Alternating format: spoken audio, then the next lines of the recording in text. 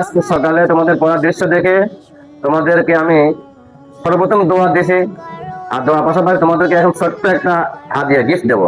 আল্লাহ সবাইকে মনোযোগ দিয়ে পড়াশোনা করে দ্রুত হাফেজ হয়ে আলেম হয়ে দিনের বড় বড় খেদমতে তোমাদের পড়া তৌফিক দান করুন। সবাই বলি আমিন। কাজের চিন্তা রাখবে মাথায় মনের মুকুরে, যেথায় তুমি থাকো না ভাই কাছে নয় তো দূরে। কাজের চিন্তা রাখবে মাথায় মনের মুকুরে, হোক না সেটা চড়ুই বাতি খেলা নিয়ে মাতামাতি, হোক না সেটা কাপড় কাচা বাজার করাই ধরো, তা যেন হয় সবার যে সবচেয়ে সুন্দর।